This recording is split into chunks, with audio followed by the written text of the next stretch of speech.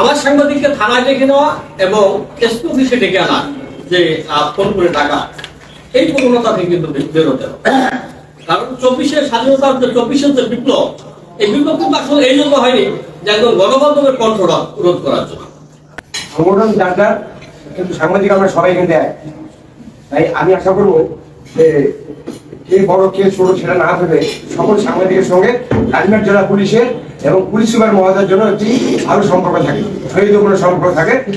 এটা হবে আপনার প্রতি প্রথম প্রত্যাশা। এবং আমরা সাংবাদিকরা আমরা কিন্তু মাঠে ঘাটে যাই, যেমন আপনার পুলিশ প্রশাসনের লোক হয়, আমরাও কিন্তু তেমনি মাঠে ঘাটে যাই। আমরা কোনো ঘটনা ঘটলে তাৎক্ষণিকভাবে আমরা আপনাদের অবগত করলে আপনার জন্য আমাদের ফোনটা রিসিভ করেন এবং তাৎক্ষণিকভাবে সেই ব্যাপারটা একটু আপনারা আমলে নিয়ে তাৎক্ষণিকভাবে সেই ব্যাপারটা একটু প্রয়োজনীয় ব্যবস্থা গ্রহণ করবেন। এটা আপনাদের কাছে আমাদের সাংবাদিকদের পক্ষ থেকে অনুরোধ রইল।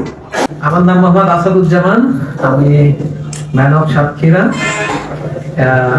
রিসেন্টলি আমি বাগেরহাট জেলা থেকে, আপনারা সবাই জানেন যে 64 জেলাতেই লটারি বা দৈব চয়নের মাধ্যমে পুলিশ সুপার নিয়োগ হয়েছে। সেই হিসেবে আমি বাগেরহাট থেকে আমার লটারিতে লালবনিরহাট ওঠাই, হয়তো লালবনিরহাটে এসে জয়েন করলাম। তো তবে উত্তরবঙ্গের সাথে আমার বেশ আগে থেকেই পরিচয় আছে। আমি 2020 থেকে 3.5 বছর রংপুর টুরিস্ট পুলিশে কাজ করেছিলাম। আমার জুরিডিকশন সেক্ষেত্রে ছিল রংপুর, দিনাজপুর, নীলফামারী এবং পঞ্চগড়। এই 4টা জেলাতে আমি মোটামুটি কাজ করেছি। শুধু লালমনিরহাট জেলাতে টুরিস্ট স্পট ওইভাবে না থাকায় আমরা পর্যন্ত আমাদের যে তিস্তা ব্যারেজটা আছে এই পর্যন্ত আমি এসেছিলাম, এদিকে আর আসা হয়নি। তো পোস্টিং এর সুবাদে মনে হলো যে সেই উত্তরবঙ্গের একটা জেলায় বাকি ছিল, সেই জেলাতেও কাজ করার সুযোগ হলো। আমি এই লালমনিরহাটে এভাবেই আসা। একটা বিষয় আমার খুব ভালো লাগলো, যেটা আসলে বলতেই হয়, যে লালমনিরহাট জেলাটা আমার খুব ভালো লেগেছে। মানে আমি যখন প্রথম আসলাম, ছোট্ট একটা, আমার কাছে মনে হলো ছোট্ট একটা জেলা, বাট বেশ সাজানো গোছানো আমার কাছে। বিশেষ করে আমি যে জেলাতে ছিলাম বাগেরহাট, তার সাথে যদি কম্পেয়ার করি বেশ ভালো। আর আমি যেহেতু রংপুরে দীর্ঘদিন কাজ করার একটা অভিজ্ঞতা রয়েছে, তো স্বাভাবিকভাবে আমি আমার জানা মতে যে উত্তরবঙ্গের সাধারণ যে মানুষজন রয়েছে বেশ সহজ সরল, মানে খুব বেশি ক্রিটিক্যাল না এলাকার মানুষ, যেটা আমি অনেক জায়গায় দেখেছি। বিশেষ করে আমি লাস্ট কর্মস্থল যেখানে ছিলাম সেখানকার সাথে যদি কম্পেয়ার করি, তো খুব সাধারণ সহজ সরল মানুষ এই এলাকায় বেশি দেখতে। সেই হিসেবে আসলে আমারও যে আগের যে 3.5 বছর চাকরি করেছি, আমার এই একটা কারণে খুব ভালো লাগতো যে সবার সাথে কাজ করা। আর আমাদের কাজটাই তো মূলত সাধারণ মানুষ বা সকল মানুষের সঙ্গেই। তো যাদের সঙ্গে কাজ করব তাদের সঙ্গে যদি আমাদের যে আন্ডারস্ট্যান্ডিংটা বা ক্রিয়াটা ভালো হয়, তাহলে তো আমাদের কাজ করার পরিবেশটাও সুন্দর হয়, কাজ করতে ভালো লাগে। সেই হিসেবে আমার প্রথম প্রাথমিক যে ভালো লাগাটা আছে। এবার আমি এই পোস্টিং পাওয়ার পর থেকেই বিভিন্ন সময়ে এখানকার সাধারণ মানুষজন যারা রয়েছে, আপনাদের মধ্য থেকে অনেকের সঙ্গে আমার হয়তো ফোনে অনেকবারই কথা হয়েছে, তো আমার সকলের কথাবার্তা আমার বেশ আন্তরিক মনে হয়েছে সবাইকে সবকিছুতে। যে কারণে আমার যদিও অনেক দূরে একটা পোস্টিং হয়েছিল, সম্ভবত প্রথম 1-2 দিন একটু মন খারাপ ছিল। পরে যখন আমার মনে হলো যে না, আমি তো রংপুরে যখন কাজ করলাম, রংপুরে কাজ করার ক্ষেত্রে তো একটা ভালো অভিজ্ঞতা আমার রয়েছে, এলাকার সাধারণ মানুষজন থেকে আমি বেশ ভালো সাপোর্ট পাই সবসময়। তো যেহেতু এই একই এলাকায় যাচ্ছে এবং পোস্টিংয়ের পর থেকে এই লালমনিরহাট থেকে সবার যে ফোন এবং ফোনের যে কথার যে আন্তরিকতা, এটা আমাকে ওই যে প্রথম 1-2 দিনের যে মন খারাপটা খুব দ্রুত ভুলিয়ে দেয়। এবং লালমনিরহাট আসার পরে শহরটা যে সাজানো গোছানো একটা ভাই, এটাও আমার ভালো লেগেছে। তা আমার মনে হলো যে আমি এখানে বেশ ভালোভাবে একটা মানসিক স্বস্তি নিয়ে কাজ করতে পারবো। আর আমাদের কাজকর্মের ক্ষেত্রে সবচেয়ে বেশি সহযোগিতা প্রয়োজন হয় আপনাদের। কারণ আমরা যাদের জন্য কাজ করি আপনারা একেবারে তাদের সাথেই থাকেন।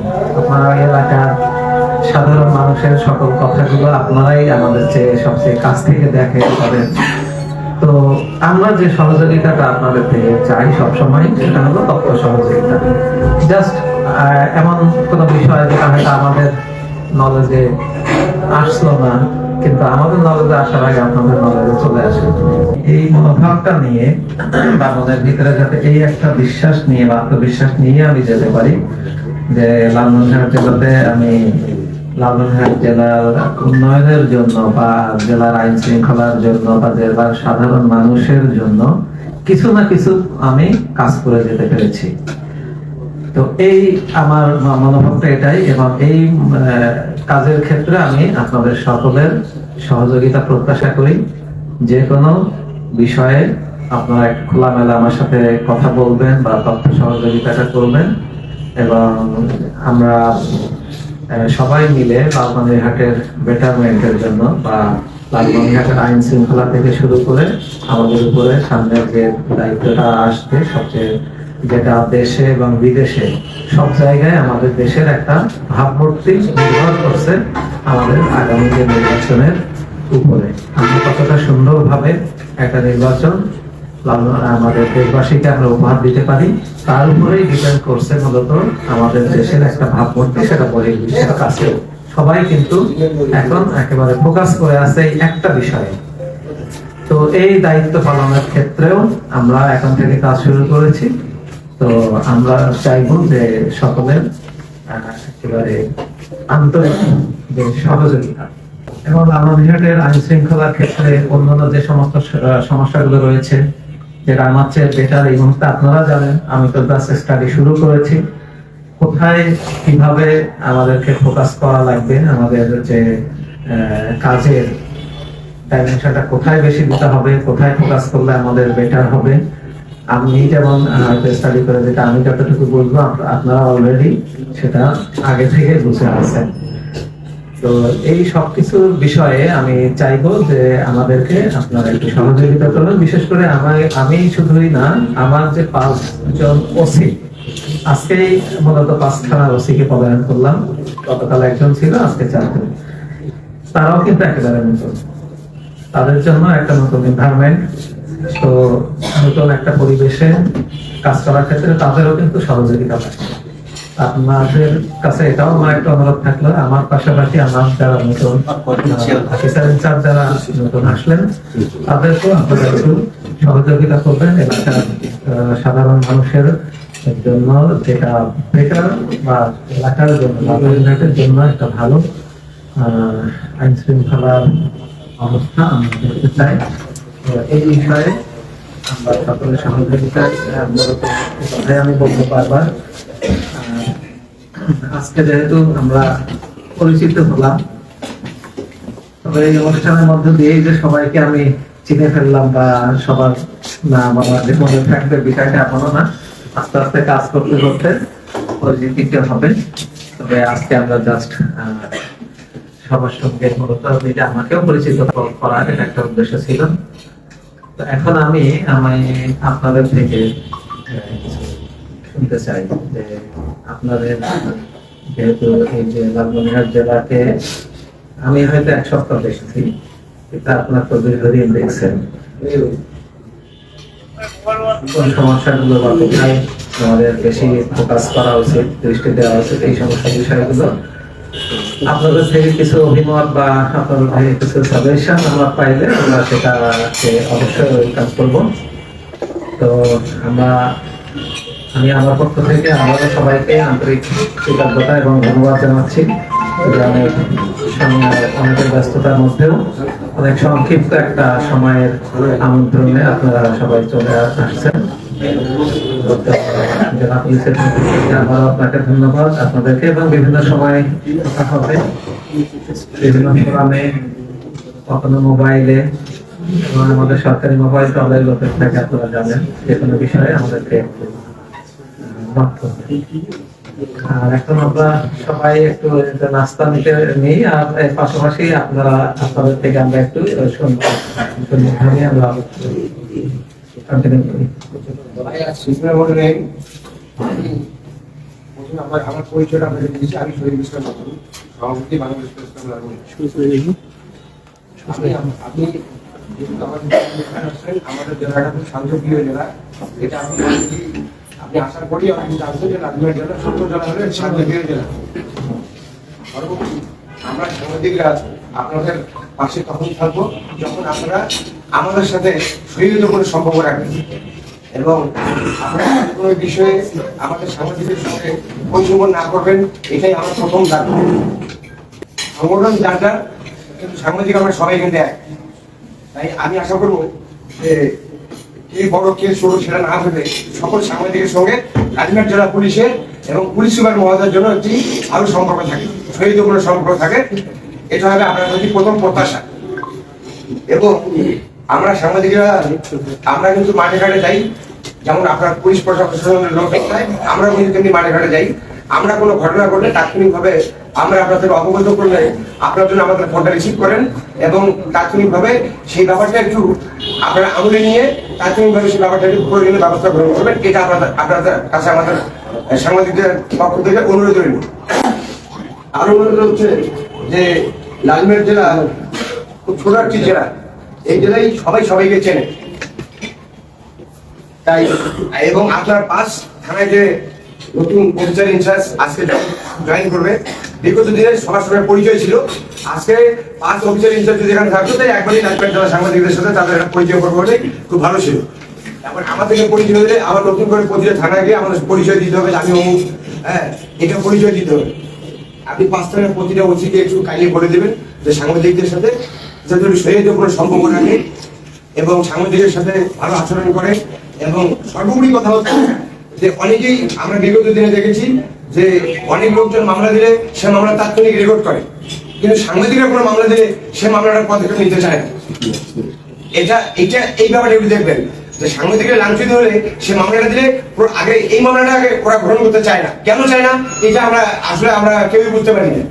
যে সাংবাদিকদেরকে গণকে আমরা কোথাও নিউজ করতে চাই, আমরা আসলে আমাদেরকে কেউ মানে হেনস্থা করেছে, আমরা এসে তাৎক্ষণিকভাবে থানায় কমপ্লেন দিলে দেখা বলে পুলিশ রাখতেছি, দেখতেছি, তদন্ত করতে হবে, উপর মহলের সাথে কথা বলতে হবে, এরকম বিভিন্ন অজুহাত আমাদেরকে দেখায়। এই অজুহাত যেন না দেখায় আপনাদের, কারণ একটা পয়সা এপিক ওপিক পুলিশ বনাম সাংবাদিক, আপনারা ভালো কাজ করবেন, আমরা এটা মিডিয়ার মাধ্যমে তুলে ধরবো, সারা বিশ্ব বাংলাদেশে জানবে। তাই আপনার কাছে আমার পরিশেষে অনুরোধ থাকবে যে লালমনিরহাট জেলার কর্মরত সকল সাংবাদিকের সাথে আপনার এবং আপনার যত প্রশাসন আছে সবার জন্য একটা সহিত কোনো সম্পর্ক থাকে এবং সবার সাথে ভালো সম্পর্ক থাকে। নট সংগঠনের সাথে নয়, সকল সাংবাদিকের জন্য আপনার একটা ভালো সম্পর্ক থাকে, এটা হচ্ছে আমার প্রত্যাশা। পরিশেষে আমি আবারও বাংলাদেশ প্রেস ক্লাব লালমনিরহাট জেলা শাখার পক্ষ থেকে আপনাকে আন্তরিক অভিনন্দন ও আপনার যোগদান উপলক্ষে বাংলাদেশ প্রেস ক্লাবের পক্ষ থেকে শুভেচ্ছা জানিয়ে আমি আমার বক্তব্য শেষ করছি। আল্লাহ হাফেজ। আসসালামু আলাইকুম, আমি রুহুল আমিন বাবু, জেলা প্রেস ক্লাব সাধারণ সম্পাদক। আমার সহকর্মী মূল্যবান বক্তব্য রাখলো, তার মধ্যে আমি ব্যক্তিগত অজ্ঞতা। কারণ হলো আমরা বাংলাদেশ বিগত দিনে যে সমস্যাগুলো ভোগ করছি, শুধু সাংবাদিক নয়, পুলিশ নয়, সাধারণ জনগণ নয়, সবাই আমরা তাদের কাছে জিম্মি ছিলাম এবং বিভিন্ন ট্রেজেডি ভোগ করছি। এবং এখন যে অবস্থায় আছি আমরা কিন্তু সবাই প্রিয়জনের মধ্যে এবং একটা বড় চিন্তার মধ্যে আছি। হ্যাঁ, এই চিন্তাটা দূর করতে হলে এবং আমাদের দেশের মঙ্গল কামনা এবং ভালো চিন্তা ভাবনা করতে হলে সবাইকে নেশার পূর্বের অভ্যাস, পূর্বের মনে করেন যে ভালোবাসা, দলীয় ভালোবাসা, এগুলো প্রত্যাখ্যান করতে হবে। ন্যায়কে ন্যায়, অন্যায়কে অন্যায় করতে হবে। দেখা যায় এখনো অনেক দলের নেতা কর্মীরা যা বলে প্রশাসন তাই শোনে, এটা আদৌ ঠিক নয়। হ্যাঁ, সাংবাদিক যারা অপরাধ করলে তাকে ক্ষমা করা হবে, তাকে মুখে টানা হবে। সাংবাদিকও অপরাধ করে, পুলিশও অপরাধ করে, তাদেরকে ছাড় দেওয়া হবে, তাদের সংস্কৃতি করা হবে, এটাও আদৌ ঠিক নয়। হ্যাঁ, তো কথা হলো যে আমরা এখন দেশ গড়ার জন্য, দেশটাকে ভালো করার জন্য আমরা 54 বছর বিভিন্ন ট্রেজেডির মধ্যে ভোগ করে আমরা আমরা শিক্ষিত বেকার হয়ে গেছে এবং অনেক দিক দিয়ে কলঙ্কিত হয়েছে এবং সব দিক দিয়ে ক্ষতিগ্রস্ত। এখন সামনে আমাদের সকলের চিন্তা চেতনা থাকতে হবে এই দেশকে আমরা যেন সবাই দেশপ্রেম থাকে, সবাই যেন দেশটাকে গড়ে তুলতে পারি। এটা একার পক্ষে কারো সম্ভব না, এটা সকলের চেষ্টা লাগবে। নিজেকে সৎ দিতে হবে এবং সবাইকে সৎ পথে দিতে হবে। অন্যায়কে অন্যায়, ন্যায়কে ন্যায়, এবং অন্যায়ের প্রতিবাদ করতে হবে। অন্যায়ের প্রতি আইনের প্রয়োজনীয় ব্যবস্থা গ্রহণ করতে হবে। অন্যায়কে ছাড় দেওয়া এটা স্বজনপ্রতি পুলিশের মধ্যেও ছিল, সাংবাদিকের মধ্যেও ছিল এবং নেতাকর্মীর মধ্যেও ছিল। এটা নতুন বাংলাদেশ, নতুন পরিবর্তন চাই। আসসালামু আলাইকুম। আমি মিলন পাটোয়ারি 71 সিপি থেকে আসছি। লালমনিরহাট জেলা এটি একটি ছোট জেলা, আর বাংলাদেশের দুইটি ছোট জেলা, একটা মেহেরপুর, 4টি উপজেলা, লালমনিরহাট 5টি এই নিয়ে গঠিত। এটি সীমান্ত এলাকা বিস্তৃত। সীমান্তে বিভিন্ন পয়েন্টে মাদকের যে ব্যবসা হচ্ছে এবং ইতিমধ্যে পুলিশ বিভিন্ন জায়গায় অভিযান চালাচ্ছে এবং মাদকের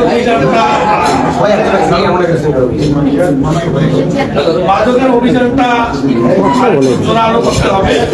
আবার বিশেষ করে আমাদের দেখা যাচ্ছে মহিপুর আর বড়বাড়ি দিয়ে কুড়িয়াঘাট ব্রিজ বাই এদিক দিয়ে এখন বিভিন্ন যানবাহনে একটি মোটরসাইকেলে 3 জন করে যাহা এ জেলার নাগরিক নয়, অন্য জেলার নাগরিকরা এসে তারা এখানে সেবনও করে, মাদকও নিয়ে যায়। এখন এই দিকগুলোর একটু নজর রাখতে হবে যে টহল যে ক্যাম্পিং প্যাডে বৃদ্ধি করতে হবে। আর আপনাদের যে বিভিন্ন ছাউনিগুলো রয়েছে, বিভিন্ন ইউনিয়নে আপনাদের ফাঁড়িগুলো রয়েছে, এই ফাঁড়িগুলো যারা আছে, যেহেতু তারা দীর্ঘদিন ধরে আছে, তাদের উপর পরিবর্তনশীলের দিকে নিয়ে যেতে হবে। আর মিডিয়া সবসময় পুলিশের সঙ্গে আছে, পুলিশের সঙ্গে থাকবে। আর মিডিয়ার অভিযোগ থাকবে, অভিযোগ আমারও আছে, সকালেরও আছে, যে মিডিয়ার কোনো মামলা হলে আপনারা তদন্তের জন্য 17 দিন ধরে 18 দিনের দিন বলেন যে আপনারা আপস করে দেন। এই জন্য না হয় মিডিয়ার কোনো অ্যাকশন যেখানে হবে সেখানে তাৎক্ষণিকভাবে ব্যবস্থা করা হবে। আর মিডিয়া পুলিশ যেন বৈষম্য সৃষ্টিটা না হয়। যেমন আজকের ক্ষেত্রে যদি আপনাকে বলি যে আমি 71 টিভিতে কাজ করি, আমি মানব জীবনে কাজ করি, আমি অবশ্যই আজকের দাওয়াত একটা পাওয়া কিন্তু আমাকে নিজে ফোন দিয়ে আপনার ডিএসপি ওসির কাছে ফোন দিয়ে হলো আজকে মনে হয় আপনার প্রোগ্রাম আছে, আমি তো দাওয়াত পাই নাই, বললো যে প্রেসিডেন্ট সেক্রেটারিকে বলা আছে। আসলে অনেকে জানে না, ভালো ভালো অনেকেও মিডিয়া আছে, আপনার মনে আরেকদিন টেলিভিশনে অনেক আছে, আরেকদিন মনে একটা আপনাদের একটা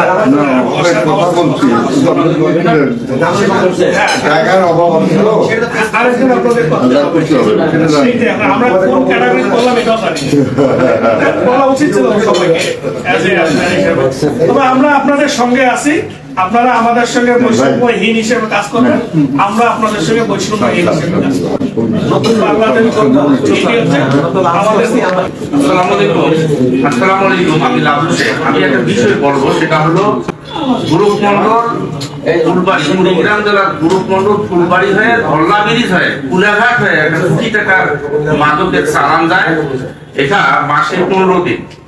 যদি একটু এই বিষয়টা দেখতেন তাহলে এই বড় চালানের বিষয়টা একটু ধরলে এটা আপনাদের এবং আমাদের সবাই মিলে একটা ভালো সুনাম করতাম যে লালমনিরহাট জেলায় একটা বড় চালান আসতেছে। বিষয়টা একটু দেখবেন। Thank you. আমি মাসুদুল আশরাফ, সম্পাদক ছাত্রী লালমনি। যে বিষয়টি আমি অবগত করবো সেটি হচ্ছে আপনাদের বিভিন্ন অভিযানের আসামি ধরা হয়। আমরা আমাদের ইতিপূর্বে একটা হোয়াটসঅ্যাপ গ্রুপ ছিল সাংবাদিকদের, আমরা অনেকেই ইনফরমেশন পাই না। এটি একটি ধরেন আমাদের মিডিয়া হাউসে বলে যে এই অমুক মিডিয়া আসলো, আপনাদের অভিযানের কোনো খবর তো পাইলাম না, এরকম একটা সমস্যা হয়। একটা হোয়াটসঅ্যাপ গ্রুপে একজন নির্দিষ্ট আপনাদের পুলিশের কর্মকর্তাকে দায়িত্ব দিলেন, তিনি সকল সাংবাদিককে রাখলেন, যার প্রয়োজন তথ্যটা নিল সে তার মিডিয়ায় দিল। এখানে আহামরি কিছু না, শুধু তথ্যটা আপনারা হোয়াটসঅ্যাপ গ্রুপে দিয়ে রাখবেন। যাদের প্রয়োজন আছে তারা ওখান থেকে সংগ্রহ করে নিয়ে রিপোর্ট করবে, প্রয়োজন হলে আপনাদের সঙ্গে কথা বলবে, এই একটা বিষয়। আর শর্ট ভিডিও যদি দিতেন এটাও একটা ভালো হবে। আর একটা বিষয় যদি বলি, সেটি হচ্ছে লালমনিরহাটে বিভিন্ন আন্দোলন হচ্ছে, 5 আগস্ট পরবর্তী বা ইতিপূর্বেও হয় বা এখনো হয়, কিন্তু কিছু কিছু পয়েন্টে জনবহুল এলাকায় ধরেন বাস রাত 8টায় একটা হঠাৎ আন্দোলন শুরু হয়ে যাচ্ছে, বাসগুলো ঢাকা গাড়ি খুব একটা সমস্যার মধ্যে পড়ে। এইসব আন্দোলনকারী যারা আন্দোলনমুখী আন্দোলন করবে তাদেরকে যদি একটা নির্দিষ্ট স্পেস দেওয়া হয় যে আপনারা আন্দোলন করবেন, স্মৃতিসৌধ আছে বা আপনার শহীদ মিনার আছে বা কালেক্টরেট বা সরাসরি মাঠ, নির্দিষ্ট একটা জায়গায় দিলে তাদের মঞ্চ করা থাকে, তারা নির্দিষ্ট বক্তব্যটা রাখবে, তাহলে জনভোগান্তিটা অনেকাংশে কমবে। এবং সেই সঙ্গে নিরাপত্তার বিষয়টা, যেহেতু শীতকাল আসতেছে, একটু রাতে টহল পুলিশের জোরদারটা করবেন। ধন্যবাদ। আসসালামু আলাইকুম, আমি মাজহারুল ইসলাম দীপু। দীর্ঘদিন ধরে এই পেশায় আছি। তো শুধু আমি না, আরো অনেক সাংবাদিক আছে, ভাই আছে, বড় ভাই আছে। আমরা কিন্তু সীমান্ত নিয়ে অনেক কাজ করছি, মাদক নিয়ে অনেক কাজ করছি। তা আমরা যখন সীমান্তবর্তী এলাকায় যখন যাই, মাদকে কিন্তু সরাসরি দেখতে পাই। পাশাপাশি লালমনিরহাট জেলাতে কিন্তু সরাসরি রয়েছে, লালমনিরহাট পৌরসভায় পুলিশ যেটা অভিযান করতেছে, এটা কিন্তু আমাদের মানে যেটা আমরা আশা আকাঙ্ক্ষা করি যে প্রশাসনের কাছ থেকে, সেটা কাঙ্ক্ষিত না। এবং বিশেষ করে আমি একটা জায়গা যদি বলি বা একটা জায়গা যদি বলি, রেলওয়ে সেতু, সড়ক সেতু, যে সড়ক সেতু দিয়ে আপনি আসছেন, টোল প্লাজা আপনি নোট করে নিতে পারেন। এখানে প্রতিদিন যে মাদকগুলো আটক করা হতো, ইতিপূর্বে আমরা যেটা দেখেছি, স্থানীয় কিছু ব্যক্তি কোটিপতি হয়ে গেছে, যারা নিজের নাম লিখতে পারে না। সম্প্রতি একজন গ্রেফতার হয়েছে। আমার যেটা দাবি সেটা হচ্ছে টোল প্লাজাটাকে মাদক মুক্ত করা হোক। সেখান থেকে যে পুলিশ মালামাল গুলো উদ্ধার করে, অধিকাংশ বাইরে চলে যায়। তাদেরকে জিজ্ঞাসা করলে তারা বলে যে আমাদের সোর্সকে পয়সা দিতে হয়। এবং আরো একটি পয়েন্টের কথা বলি, সেটা হচ্ছে তিস্তা সড়ক সেতুর নিচে যেটা ওভার ব্রিজ বলা হয়, সেখানেও মাদকের সরাসরি তিস্তার বাজার, তিস্তা রেলওয়ে স্টেশন থেকে শুরু করে লালমনিরহাট সদর উপজেলা এবং মহিপুর যে সেতুটা রয়েছে, এদিকে লক্ষ লক্ষ টাকা মাদক পাচার হচ্ছে। আপনারা অনেকেই জানেন, আমরা অনেক জানি, কিন্তু আমরা কিছু বলতে পারি না। মামলা না হলে আমরা লিখতে পারি না। তা আমাদের আশা আকাঙ্ক্ষা থাকবে আপনার লালমনিরহাট জেলাটাকে মাদক এবং সন্ত্রাস মুক্ত রাখবেন। পাশাপাশি আমরা লালমনিরহাট সাংবাদিকরা যারা রাজনৈতিক দল করেন, একটু যে মামলা মোকদ্দমা বিষয়, সেটা রাজনৈতিক ভাবে আমরা প্রোগ্রাম মুক্ত থাকতে চাচ্ছি। আমাদের আশা আকাঙ্ক্ষা থাকবে আমরা আপনাদের সহযোগিতা চাই, ভালোবাসা চাই। আমাদের কাছে সহযোগিতা পাবেন, আমাদের কাছ থেকে সহযোগিতা পাবেন। বিশেষ করে মোগলহাট, তিস্তা, সীমান্তপুর, দুর্গাপুর, হাবিববাড়ি উপজেলা পড়ছে, পাটগ্রাম, হাতিবান্ধা যে সীমান্তবর্তী গুলি আছে, আপনি জানেন যেহেতু রংপুরের ছিলেন, আপনার হয়তো আপনি অবগত রয়েছেন। এই সমস্ত আপনি এলাকা ঠিক রাখেন। বিশেষ করে সীমান্তবর্তী যে এলাকাগুলি রয়েছে, যেটা বিজেপি দায়িত্ব বিজেপি পালন করতেছে, সন্ধ্যে হলেই, সন্ধ্যে রাত থেকে শুরু হলে রাত 8টা, 9টা, 12টা পর্যন্ত রংপুর থেকে বিভিন্ন মোটরসাইকেলে, বাইকে করে তারা আসবে, মাদক ক্রয় করবে, রংপুর চলে যাবে। মহিপুর ব্রিজ এবং তিস্তা সড়ক সেতু, মহিপুর ব্রিজ এবং তিস্তা সড়ক সেতু টোল প্লাজা আমরা মাদক মুক্ত করেন, যেটা আপনাদের কাছে অনুরোধ থাকবে। আসসালামু আলাইকুম। আমি লালমনিরহাট যৌথ সীমান্ত জেলা, এখানে মাদকের প্রবণ আছে, পাশাপাশি কিছু বিশৃঙ্খলার ঘটনা ঘটে। তা আমি যেটা বলতে চাচ্ছি সেটা হচ্ছে লালমনিরহাটে কিছু কিছু আসামি আছে যাদের সাথে আপনাদের পুলিশ সদস্যদের ভালো সম্পর্ক আছে।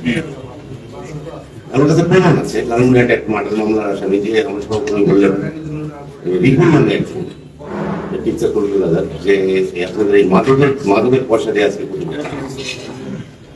তাদের সাথে আমি যখনই যাই দেখি পুলিশের সাথে সুহার্দপূর্ণ সম্পর্ক আমার কাছে প্রমাণ।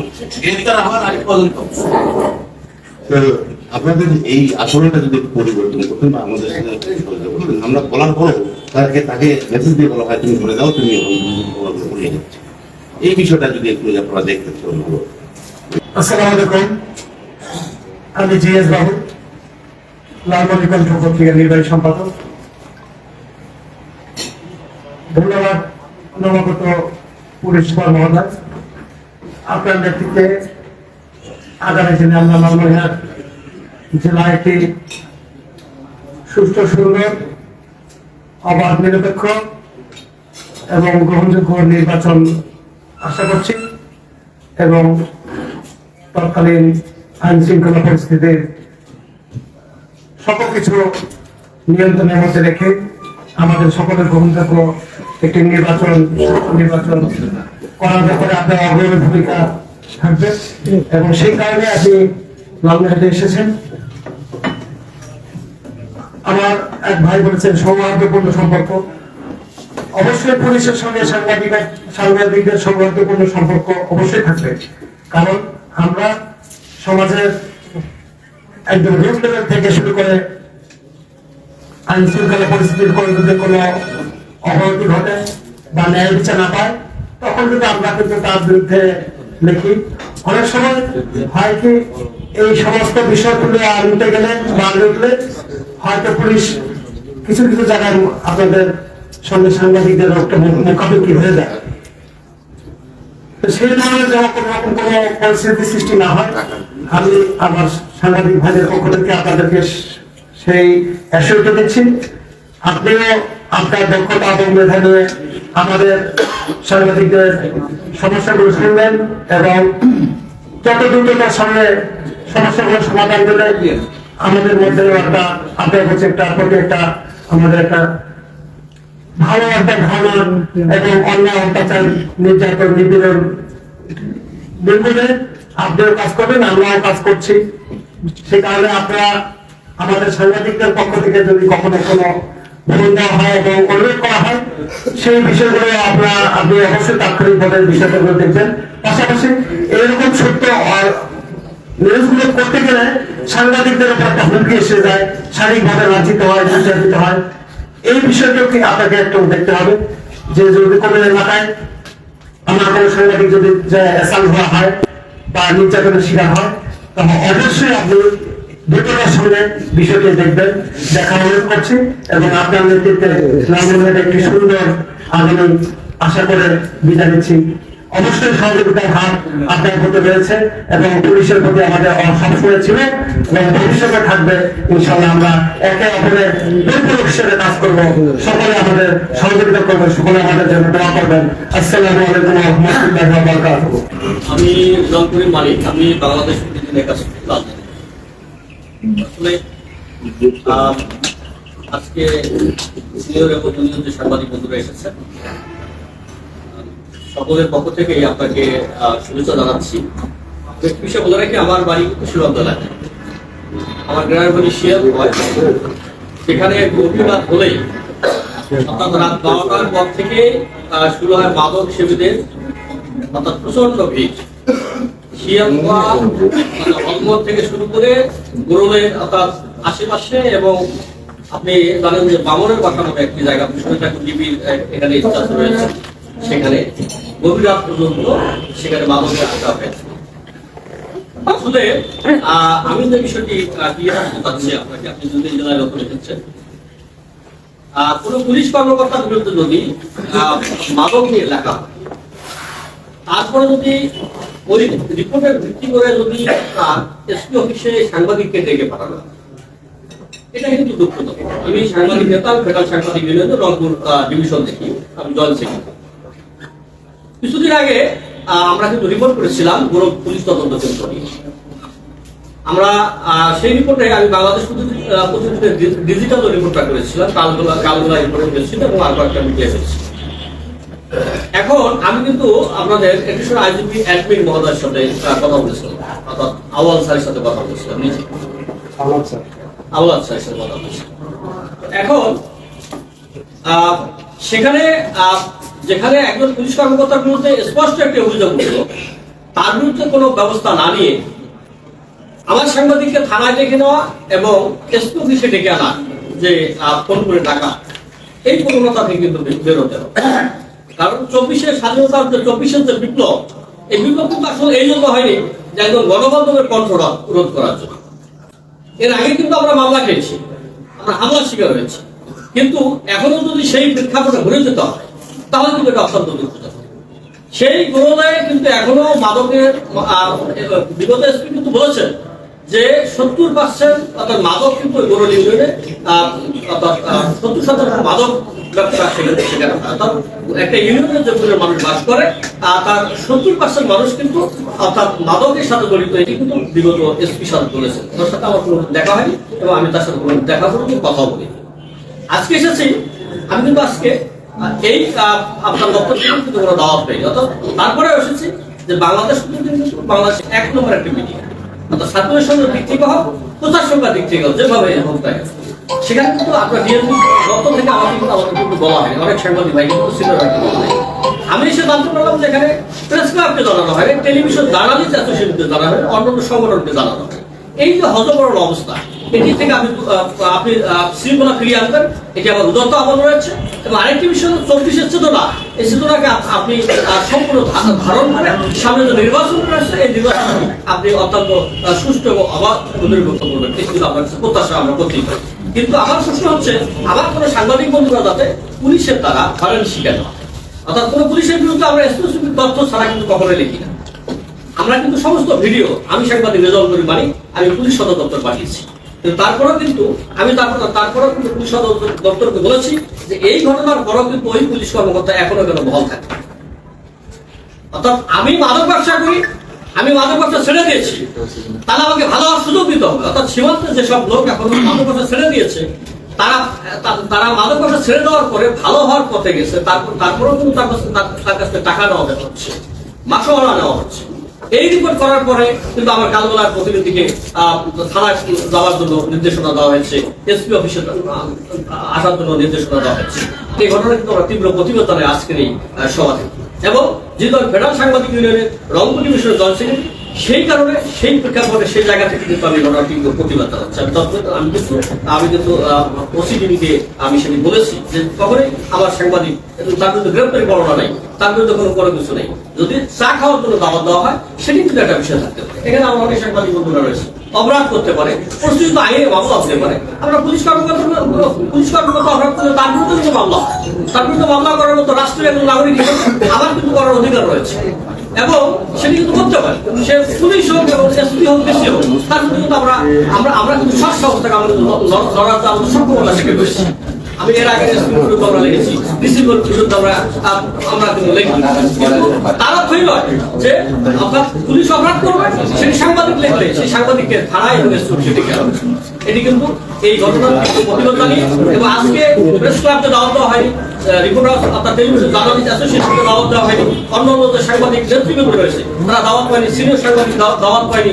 এই ঘটনা অর্থাৎ আজকে আপনি নবাগত পুলিশ সুপার এবং সামনে যেহেতু অবাধ এবং সুষ্ঠু একটি নির্বাচন হবে, সেই নির্বাচন যাতে সুষ্ঠু হয় তাহলে কিন্তু গণমাধ্যমের সহযোগিতা অত্যন্ত প্রয়োজন বলে আমি বিশ্বাস করি। কারণ আমিও দীর্ঘ 24 বছর সাংবাদিকতা করি এবং রাজশাহী বিশ্ববিদ্যালয় থেকে আমি সাংবাদিকতা মাস্টার্স করেছি। সুতরাং আপনাদেরকে এই পলিসি থেকে বের হতে হবে এবং সুস্থ এবং স্বাভাবিকভাবে কোনো একটি জেলা তন্ত্র পুলিশ সুপারের সাথে সাংবাদিকরা এক হয়ে কাজ করবে, এই প্রত্যাশা এই সহযোগিতা আপনিও আমাদেরকে করবেন, আমরাও করবো। এটা এই আশাবাদ ব্যক্ত হয়ে আমি আমার বক্তব্য আমি জামাল বাদশা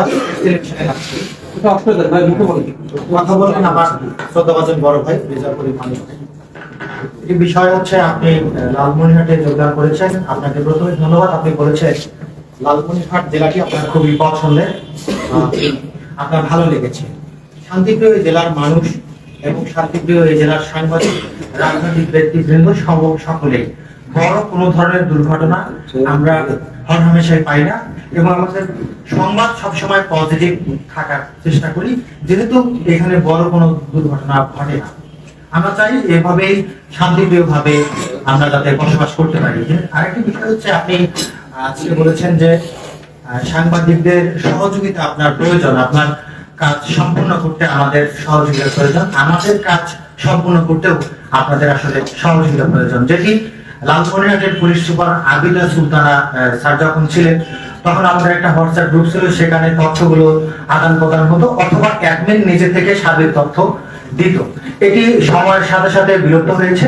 আমরা চাইবো সেভাবে আমরা যাতে আপনাদের কাছ থেকে তথ্য আসলে পাই, বারবার বিরক্ত না করতে।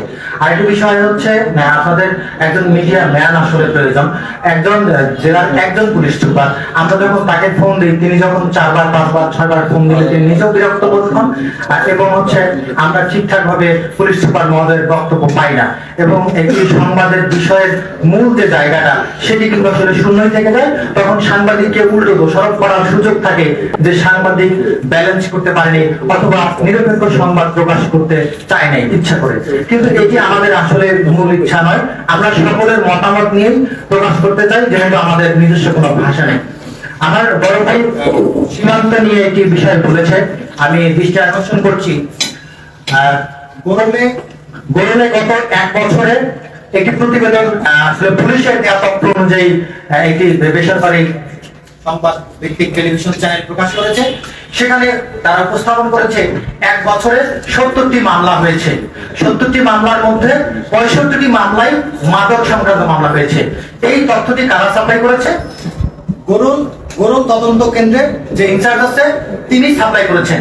কিন্তু তার বিরুদ্ধে যখন একটি লিখিত অভিযোগ হয়েছে, লিখিত অভিযোগকারী বিষয়ে যখন জানতে যাওয়ার জন্য ওই পুলিশ তদন্ত কেন্দ্রের ইনচার্জকে কল করা হয়েছে, তিনি কল ধরে যখনই শুনছেন যে আপনার বিষয়ে একটা লিখিত কমপ্লেন হয়েছে, এই বিষয়ে আপনি জানেন কিনা, তখন উনি ফোনটা কেটে দিচ্ছেন। অর্থাৎ একজনকে তথ্য দিয়ে সহযোগিতা করছেন, অন্যজনকে তথ্য দিতেই চাচ্ছেন না। অবশ্যই এখানে একটা গুরুত্বপূর্ণ স্বার্থ লুকায়িত আছে, যার কারণেই তিনি তথ্যটিকে হাইড করতে চাচ্ছেন। গত 2 মাসের আপনি নজির দেখেন, যখন গণমাধ্যম কর্মীরা গোরল বা অন্যান্য সীমান্ত নিয়ে মাদকের 60টি পয়েন্ট নিয়ে সংবাদ প্রকাশ করলো, এই 2 মাস পরেই পুলিশ ওই তদন্ত কেন্দ্রের বিশেষ করে সাংবাদিকদের উপর ক্ষিপ্ত হয়ে আর কোনো অভিযান চালাচ্ছেন না। গত 2 মাসে সেখানে মাত্র 2 থেকে 3টি মামলা হয়েছে, অথচ তার হিসেবে 2 মাস আগেই 1 বছরে 60টি মামলা হয়েছে। তাহলে কি সেখানকার সব লোকজন ফেরেস্তা হয়ে গেল? যেখানে আমাদের লালমনিরহাট জেলার পুলিশ সুপার মহোদয় বললেন 70 থেকে 80% মানুষ প্রত্যক্ষ এবং পরোক্ষভাবে ওই সীমান্তে মাদকের সাথে জড়িত। তাহলে কি এই 2 মাসের মধ্যে সকলেই ফেরেস্তা হয়ে গেল? বা তদন্ত একটা কমিটি গঠন করা হলো, তদন্ত কমিটির কাজ হবে, তদন্ত কমিটি গণমাধ্যম কর্মীদের সামনে সেই অভিযোগগুলো বিষয়ে বক্তব্য প্রদান করবেন। অভিযোগে অনেক কিছু সত্য এবং মিথ্যা থাকতে পারে, সেই ক্ষেত্রে কোনো ধরনের প্রতিবেদন আমরা দেখতে পেলাম না। আমরা আশা করব পুলিশ যেহেতু আমাদের সহযোগিতা চেয়েছে, আমরা তাদেরকে সহযোগিতা করতে চাই, আমরা আপনাদের সহযোগিতা চাই। আপনি একটি বিশেষ সময় এসেছেন, আমরাও সামনে বিশেষ সময়ের মধ্যে করব। আমাদের গুরুত্বপূর্ণ ভূমিকা পালন করার ক্ষমতা থাকবে, আপনাদেরও গুরুত্বপূর্ণ ভূমিকা পালন করার ক্ষমতা থাকবে। আপনারা আমাদেরকে সহযোগিতা করবেন এবং আমরা আপনাকে সহযোগিতা করতে চাই, এবং সার্বিক বিষয়ে আপনি ব্যবস্থা গ্রহণ করবেন আগামীতে, যাতে এ ধরনের কোনো ধরনের কথাবার্তা বা ঘটনা না ঘটে, যাতে আমাদের মধ্যে দ্বিমত আসলে তৈরি হয়। সকলকে ধন্যবাদ, আপনাকেও ধন্যবাদ। আমি মাহফুজ সাজু মাইটিভিতে কাজ করি। আমি আমার ব্যক্তিগত কিছু অবজারভেশন জেলা নিয়ে, যেহেতু জেলার স্থায়ী বাসিন্দা, সেই দিক থেকে আপনার সাথে প্রথমে শেয়ার করবো। এটি হলো আমাদের জেলার আইন শৃঙ্খলার দিকগুলো। আমি ব্যক্তিগতভাবে 3টি বিষয়ে 3টি ধাপে আর কি ভাগ করি। একটি হলো মাদক সংকটগুলো আর কি, একটি হলো মাদক, দ্বিতীয়টি হলো জমি জমা সংক্রান্ত বিরোধ, দ্বিতীয়টি হলো পারিবারিক সহিংসতা, বাল্য বিয়ে, যৌতুক, এই জাতীয় কনফ্লিক্ট।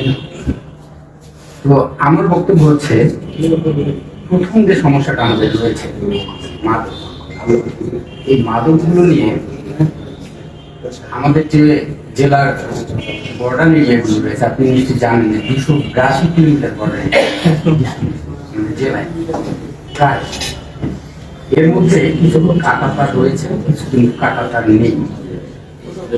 তো এই এরিয়ার রিমোট এরিয়াগুলোয় কিছু এরিয়া রয়েছে আপনার নদী বেষ্টিত, আবার বর্ডারের বাইরে আমাদের যেহেতু পুরো জেলাটাই একদিকে যেমন বর্ডার, আরেকদিকে কিন্তু পুরো জেলাটাই তিস্তা নদী দিয়ে বেষ্টিত। অর্থাৎ আমরা তিস্তা নদী পার হলে অন্য কিছু নিতে যাচ্ছি। এই তিস্তা নদীতে যে আমাদের যে প্রত্যন্ত চরাঞ্চলগুলো রয়েছে, এটা আপনি জেনে থাকবেন যে সারা বাংলাদেশের জন্য তৃতীয় হটস্পট বলা হয় মাদক চোরাচালানের জন্য লালমনিরহাট জেলা, নিশ্চয়ই জানেন। তো এই দিক থেকে আমাদের এই তিস্তা নদী পার হয়ে কিন্তু সারা দেশে এই মাদকগুলো চোরাচালান, আমার অবজারভেশন বলছি। তো এখানে আপনার তিস্তার চর বলতে আপনার সদর উপজেলা, আদিতমারি, এই দুটো উপজেলায় বিশেষ করে এই উপজেলায় কিন্তু খুব স্পেসিফিক কয়েকটি রুট আছে যে রুট দিয়ে মাদকগুলো সবচেয়ে বেশি পাচার হয় এবং সেখানে একটা বড় সুযোগ নেয় মাদক ব্যবসায়ীরা, সেটা হলো যে চরের একটা জায়গা পড়ছে আপনার লালমনিরহাট, একটা জায়গায় রংপুর, একটা জায়গা আপনার নীলফামারী। এই সুযোগগুলো তারা নিয়ে মানে বিভিন্ন ডিস্ট্রিক্টের পুলিশের সাথে চোর পুলিশ খেলে। এটা যৌথ অভিযানে গিয়ে যৌথভাবে আপনার কম্বাইন্ড কোনো অপারেশন করে এই জায়গাগুলো আসলে মাদক তো মানে নির্মূল করা সম্ভব না, সেটা আমরা সবাই জানি, আমরা স্বীকারও করছি, কিন্তু নিয়ন্ত্রণের ক্ষেত্রে আপনাদের এই সদিচ্ছাটা আমরা বড় বড় প্রত্যাশা করবো আপনার কাছে। আপনি আসছেন, আর যেহেতু একটা খুব সিগনিফিকেন্ট একটা টাইমে আপনি আসছেন, এখানে আসলে মাদকের জন্য আপনি কতটুকু কি রাখতে পারেন। আপনি প্রথমে একটা কথা বলতে যে আমি যাওয়ার আগে জন্য আমি জেলার জন্য কিছু করে যেতে পারলাম, এটা জন্য একটা ফাইন রেখে যেতে পারি। সেই জন্য বলবো সামনে আমাদের আগামী 2 মাস আমাদের দেশের পুরো ইতিহাসের জন্য একটা বড় টার্নিং পয়েন্ট হিসেবে আসছে এবং আপনি সেই মুহূর্তে আজকে লালমনিরহাট জেলা পুলিশের কর্তা, কারণ এই 2 মাস পরে হয়তো অন্য একটা জায়গায় আমাদের দেশ চলে যাবে, অন্য কোনো ইতিহাসের জায়গায় চলে যাবে। তো যাই হোক, এটা যেমন আপনার জন্য চ্যালেঞ্জ এই নির্বাচনটা, পাশাপাশি আমার জেলার আইন শৃঙ্খলা স্বার্থের কথা যদি বলেন, সেখানেও বড় চ্যালেঞ্জ হলো এই আপনার মাদক, আর দ্বিতীয়ত এই জমি জমা সংক্রান্ত। আমরা হয়তো জমি জমা সংক্রান্ত বিষয়গুলোকে খুব বেশি গুরুত্ব দিতে চাই না, পুলিশ কারণ আইন আদালতের বিষয় থাকে, এটা অনেক কিছু জড়িত, কিন্তু এই জিনিসগুলোর আন্তরিকতা আপনার কাছে আমরা আর কিছু না। কারণ এখানে খুবই দরিদ্র বহুল এলাকা, এক একটা মানুষ 100% জমির জন্য একটা খুন করে, এমন অনেক ঘটনা এখানে রয়েছে।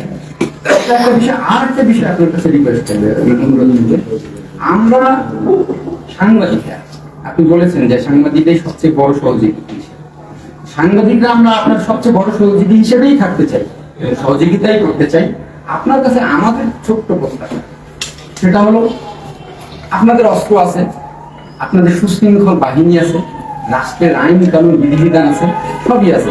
আমাদের সাংবাদিকদের সুরক্ষার আইন আজ পর্যন্ত হয়নি, কেন অনেকদিন ধরে দাবি করছি। তো আমাদের কিন্তু ঢাল নেই, তলোয়ার নেই, আমরা নিধিরাম সরকার। আমরা সারাদিন হয়তো 1000 কোটি টাকা হিসাব নিকেশ করছি, কিন্তু ওই ব্যাংকের কেশিয়ারের মধ্যে আমি যেটা বলি যে সারাদিন কোটি টাকা গুনছি, মাস শেষে আমার 30-50 হাজার টাকাই আমাদের। তাই আমরা সারাদিন সবার খবর রাখছি, আমাদের খবরটা কেউ রাখে না। আমাদের যেহেতু ঢাল তলোয়ার নেই, আমরা এত বড় চ্যালেঞ্জিং পেশায়, এর চেয়ে বড় চ্যালেঞ্জিং পেশা তো আর হয় না, এত বড় চ্যালেঞ্জিং পেশায় এসে আমাদের যেহেতু ঢাল তলোয়ার নেই, আপনাদের কাছে আমরা প্রোটেকশন চাই না, আমরা যথাযথ সহযোগিতা চাই। আমরা যে চ্যালেঞ্জগুলো ফেস করি, নিশ্চয়ই আপনারাও করেন, কিন্তু আমাদের চ্যালেঞ্জগুলো কিন্তু ভিন্ন প্রেক্ষাপট থেকে ভিন্ন আঙ্গিকে। তো সেই জায়গায় আপনার কাছে প্রত্যাশা থাকবে আমাদের দিকগুলো বিবেচনায় নিয়ে সহযোগিতা এবং সহমর্মিতার দৃষ্টিতে দেখবেন, এই প্রত্যাশা থাকবে। ধন্যবাদ।